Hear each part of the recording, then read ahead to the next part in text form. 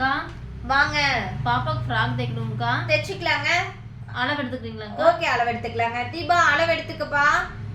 Designs எல்லாம் இருக்குங்களா? இருக்குங்கக்கா, நான் வாட்ஸ்அப் பண்ணி விட்றேங்க்கா. ஓகேங்க. சரிங்கக்கா, எவ்வளோங்கக்கா ஃப்ராக் தைக்கிறதுக்கு? ஃப்ராக் தைக்கிறதுக்கு லைனிங்கோட 1200 ரூபாய்ங்க.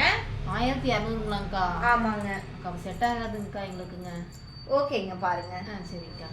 தப்பு யார் மேல? அவங்க மேலயா இல்ல என் மேலயா? கடைக்குள்ள கஸ்டமர் வந்தோடனே என்ன தைக்கணும்னு கேட்டுட்டு நம்ம வந்து அடுத்தது ரேட்டை சொல்லியிருக்கணும். அதை விட்டுட்டு அளவெடுத்து டிசைன்ஸ் எல்லாம் கேட்டு எல்லாம் டிஸ்கஸ் பண்ணிட்டு கடைசியில் சொல்லும்போது ஒரு சிலருக்கு அது ரேட் அதிகமாக தெரியல, வேற பக்கம் தைக்கிறேங்கன்னு சொல்லிட்டு போயிடலாம். அதுக்கு வாய்ப்பு இருக்குது. அதனால கஸ்டமர் கடைக்குள்ள வர்றாங்க அப்படின்னா முதல்ல என்ன வேணுங்கன்னு கேட்டுட்டு அடுத்தது நீங்க ரேட்டை சொல்லிடுங்க. எல்லாம் பேசி அளவெடுத்து உங்களோட 1/2 மணி நேரம் டைமை வேஸ்ட் பண்ணிட்டு அதுக்கப்புறம் ரேட்டை சொல்லி அவங்க செட் ஆகலைன்னு சொல்லி போயிட்டாங்க அப்படின்னா உங்களோட டைம் வேஸ்ட் ஆகும். அந்த நேரத்தில் நீங்கள் ஒரு வேலை செய்யலாம். அதனால வந்தோடனே கஸ்டமர்கிட்ட ரேட்டை சொல்லிடுங்க. Thank you friends.